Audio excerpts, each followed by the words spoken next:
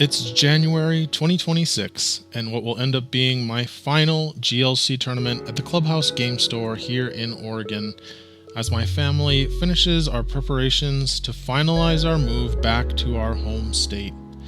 This store has been so kind and welcoming to me and my son, and I'm very grateful that folks here have been willing to participate in my hobby of making YouTube content for all of you viewers out there to enjoy.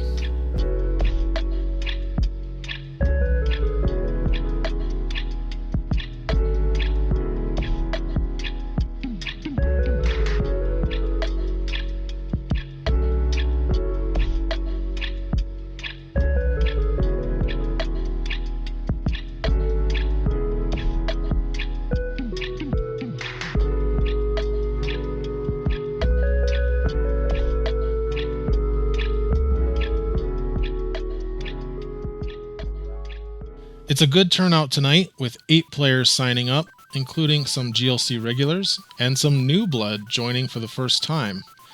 Ascended Heroes is just around the corner, but for now, Fighting and Psychic appear to be the decks to beat in the local meta. I decided to film myself in round 1, hoping to perhaps make it to the finals and maybe even earn a badge for my last tournament. I'm paired up against Rona once again, a player you might recognize from my Portland Regionals video, if you are one of the few who watched it, as she defeated me in the finals to win that day's GLC side event with her Darkness deck. And today she's playing RDT, aiming to earn her fighting badge on the badge board. Rona has become quite the final boss at our league, with 2 badges under her belt already for the current season. I'm also playing Fighting, but I'm stubbornly sticking to my own Rogue Brew using Garganackle and one of my favorite cards, Crisis Muscles Machamp. I know it's not really an optimized version of Fighting, but I can't help myself. I just love Stage 2 Pokemon. I lose the die roll and end up having to go first, and unfortunately I have to just attach an energy to Soul Rock and pass. I have Reset Stamp and a couple other cards in my hand like Floatstone, but nothing to really help me get set up. Meanwhile, Rona is able to fully set up thanks to a Nest Ball and a Pokegear, which finds Arven, which then finds a Battle VIP Pass, I believe, and able to set up her board perfectly with Okidogi, Soul Rock, and Lunatone. Pretty much exactly what you want to see when you're the fighting deck as you're opening.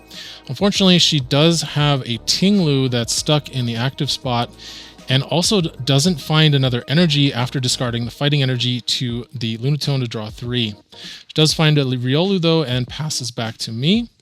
And thankfully, I do have a Guzman Hala and discard that Reset Stamp and a fighting energy to be able to get a Brooklet Hill, as well as a U-turn board and another special energy.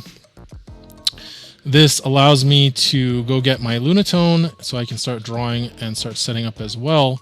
And thankfully I can attack with the Sol Rock and start working on 2-hit KOing the Tinglu if Rona is not able to get it out of the active spot in the next turn. Now I kind of regret attaching the U-turn board there, just prepping to not get my hand disrupted, but Rona also has a Guzman Hala, also chooses to discard her Reset Stamp to go ahead and find a Stadium, a tool, and a special energy. So that's going to be good. Going to find a Focus Sash, a Training Court, as well as her own Prism energy. Uses the Training Cord to get the fighting energy back, discards it to draw 3 with Lunatone, Okidogi, and puts the Focus Sash on the Okidogi, which I kind of think was a bit of a mistake. I think unless you're playing against a Psychic deck, you really want to save that Focus Sash generally for Lunatone, sometimes for Lucario, but that might be what I need to capitalize. And now I find my own Arven and able to get my own Focus Sash as well as Okidogi and Aurora Energy onto the Okidogi, discard the Battle VIP Pass, and able to take the knockout on the Tinglu, going up 5-6, and Rona's going to have to find an answer. And of course she has the Okidogi, just needs one more energy. Uses Karina to get Lucario, and takes a knockout with the Okidogi on my Soul Rock, which puts the U-turn back to my hand. Night Stretcher gets the Soul Rock back into play, so I can use Lunatone's ability to draw 3. I'm then able to Raihan onto a Marshadow in order to get a parallel city, which forces her to discard Marshadow, her Marshadow, and Solrock sets up 70 damage on the Okidogi. And with the Focus Sash, I'm going to be able to hopefully take the knockout on the Okidogi with my Okidogi next turn without losing a prize. But of course, Rona has the Field Blower to get rid of the Focus Sash and the Parallel City. And able to go up on prizes, taking the knockout on my Solrock once again, now 4-5. Clara gets back the Solrock and the 2 energy. And now, thankfully, at least I am able to take the knockout on the Okidogi through the Focus Sash thanks to that Solrock damage, putting us back on 4-4 prizes. Gets back Okidogi with a Rescue Stretcher, uses a proxied unit energy, and now I'm hoping to use the power of Okidogi to create a prize lead here, but Rona plays Silent Lab to shut off my Okidogi's ability, which lets her take the KO with Lucario, and also stops me from using Lunatone on my turn to try to draw into an answer. Honestly, a great play that took me a bit off guard. I genuinely wasn't expecting it, while Rona had her own Okidogi in play, and it really shows how good she's become with this deck. And the skill difference here, honestly, with me barely getting to play more than once a month. And unfortunately, while I do have Guzma in hand to target her Okidogi down with the Silent Lab in play, I don't have a way to capitalize on the Silent Lab the way that she did, and I have to settle for 70 damage on it and hoping that the Silent Lab stays in play for one more turn, so that I can finish Okidogi off with my Marshadow and try and retake the prize lead. But of course, Rona has the Stadium Bump with Colress Tenacity to unlock her own Okidogi and Lunatone, and is now the one pulling ahead in the prize race. I use a Revive to bring back Solrock so I can draw with Lunatone, and finally start setting up my Stage 2s. At this point, it's becoming very clear that my deck is basically just trying to do a worse version of what RDT is strong at, a strong, basic attacker game plan.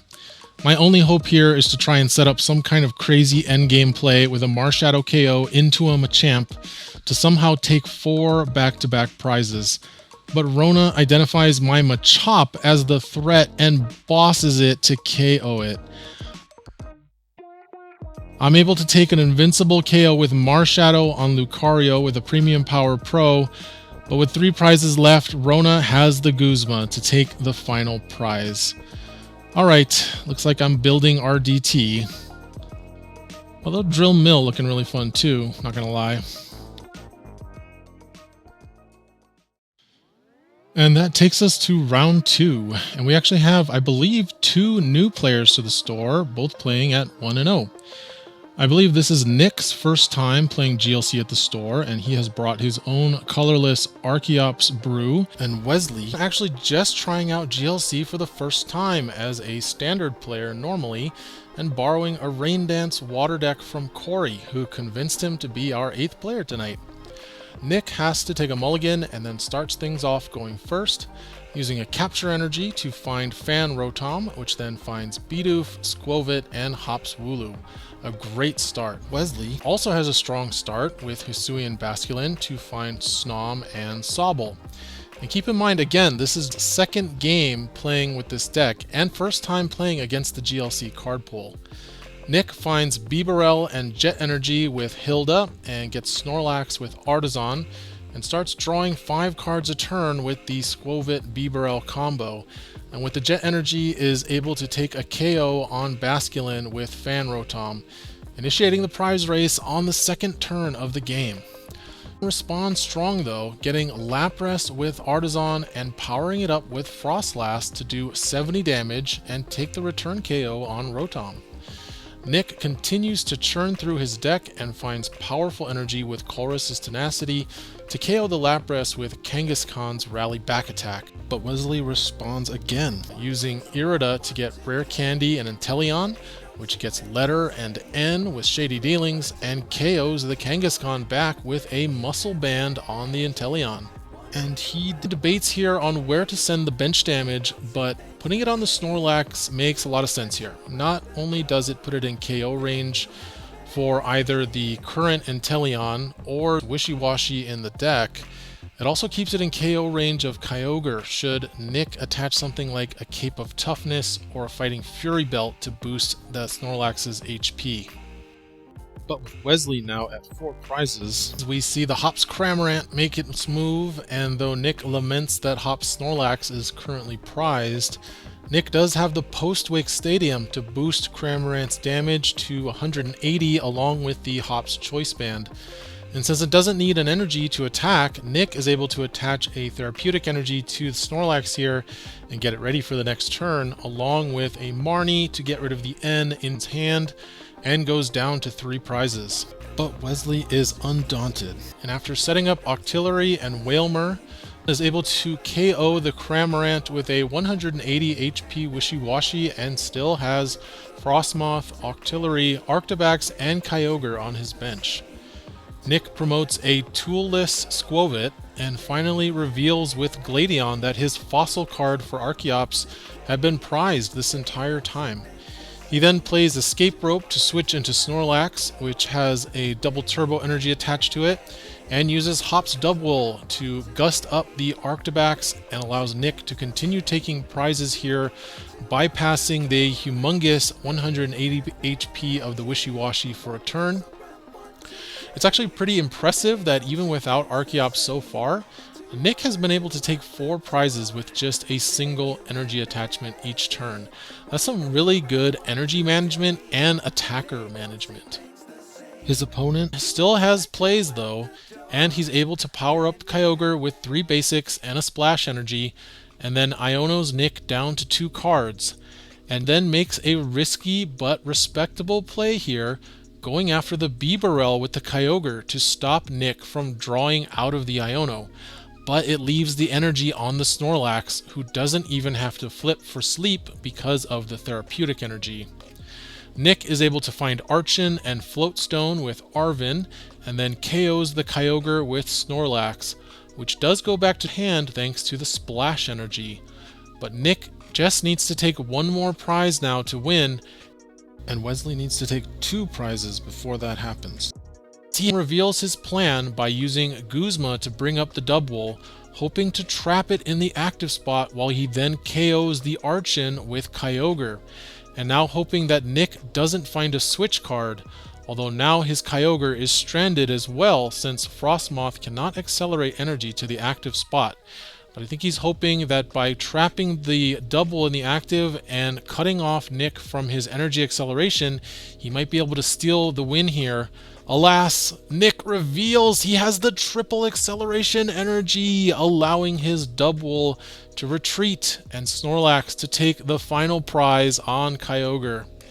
I think a better play there would have been instead to go into the Wishy-Washy and use that 20 damage from Inteleon to KO the Snorlax there, as Nick had already used up powerful energy Post-Wake and Choice Band, and so he would have had to find the Archeops and either a Gust or a Muscle Band to take the KO on the Wishy-Washy with the Hops Snorlax. And if he didn't find all of those, one would have then been able to either attack again with the Wishy-Washy or just retreated into Kyogre and take a knockout from there. But definitely want to give kudos to Wesley, who otherwise played masterfully with a deck that's not even his, and in a format that he's just learning about as he's playing in his first GLC tournament. So major kudos there. And that leads us to the finals, and Nick must now face off against undefeated Rona, who, as I said, has become a frequent final boss challenge at these local GLC tournaments. And Nick's colorless deck will certainly be in for a challenge against Rona's RDT fighting deck, although it can be a mixed bag sometimes, with cards like Fanrotom and Hops Cramorant being able to leverage a resistance to fighting, but cards like Snorlax become much less powerful in the face of a fighting weakness. And Nick starts off going first with just a lone Wooloo in play, and sadly no way to find his Fanrotom this game, but is able to find Snorlax in the prizes with a Hisuian Heavy Ball.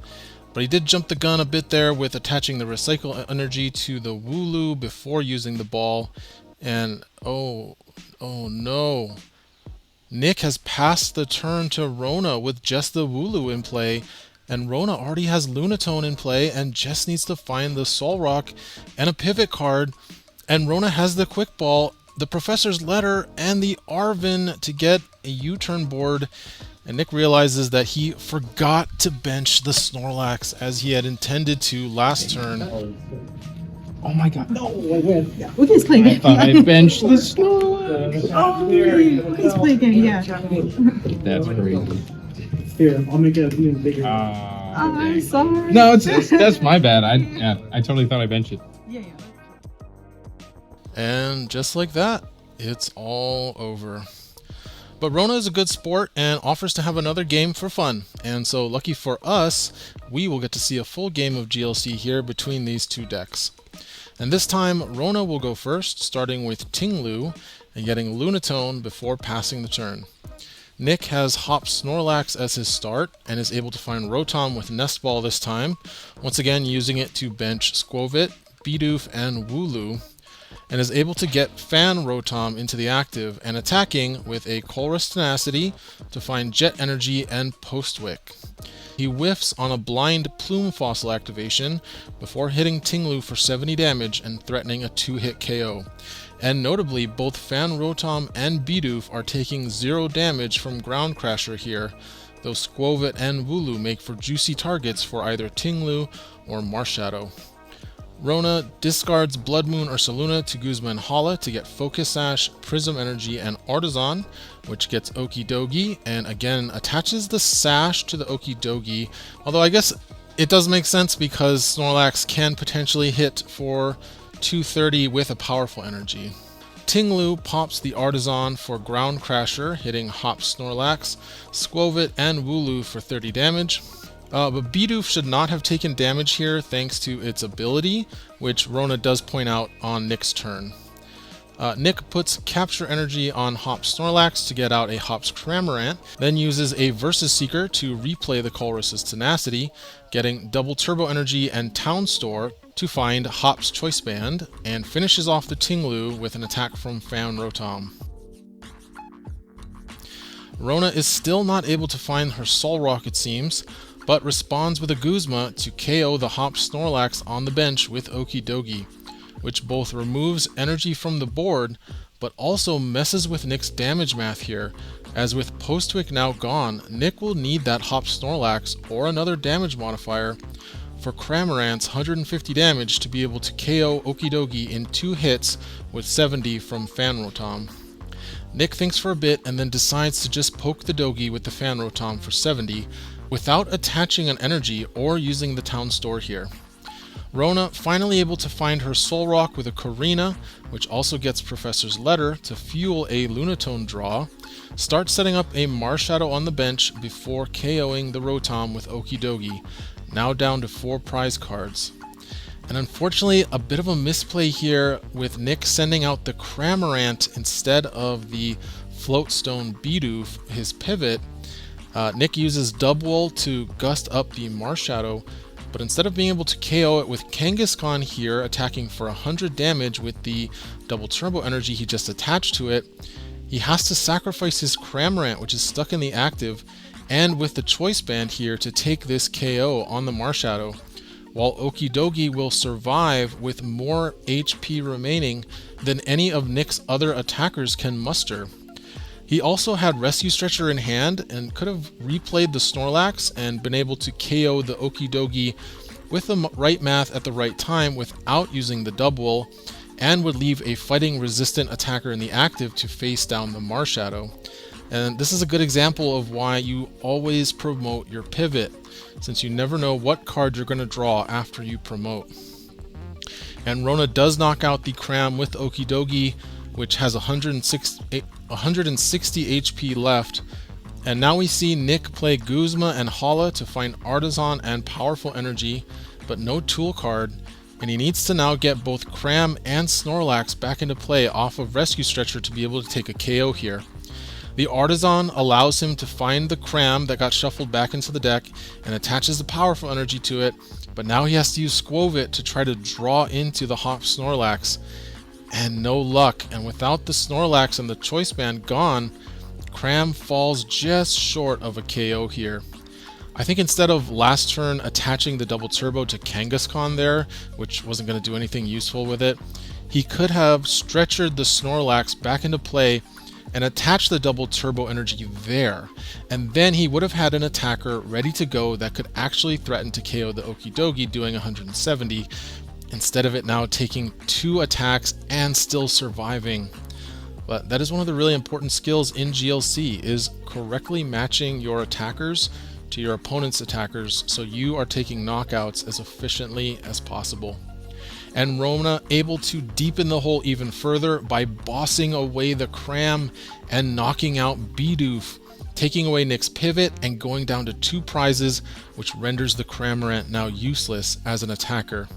Nick sends up Kangaskhan, though he did have a triple acceleration energy in hand, and he could have taken this knockout with Dubwool, but after benching the regular Snorlax, finally finishes off the Okidogi with Kangaskhan, with Rona taking her 5th prize on the next turn with an Avenging Knuckle from Lucario.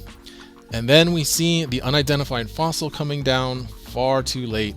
And also, now what I was talking about with the Dubwool, just having to punch into the Lucario here with the triple energy for 80 damage, and then Lucario able to finish off the Dubwool with the 30 damage Avenging Knuckle thanks to strong energy, weakness, and the 3 damage counters ping from Tinglu at the start of the game, earning Rona beyond any doubt her fighting type badge for the GLC season and a decisive victory.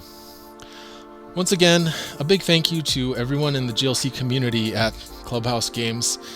Thank you to the players at tonight's tournament who agreed to appear in this video. I know that Nick mentioned to me he was a subscriber to the channel, so I want to give Nick a big shout out and a kudos as well for making it to the finals of this tournament.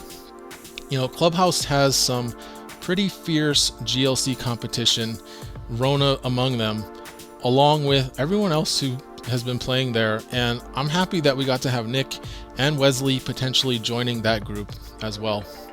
And thank you to all of you who subscribe to this channel. We're actually coming up pretty close on 1,500 subscribers, which is awesome. For some reason, my Ascended Heroes set review is absolutely exploding right now, so if you haven't seen it, check that out. And check out my other gameplay and tournament videos if you like this video. I have a lot of them on this channel, and it was a lot of fun for me to go back and watch through them again. And I'm really gonna miss all the friends I made over at Clubhouse through the Gym Leader Challenge format there. Thank you everybody for watching. We'll see you next time.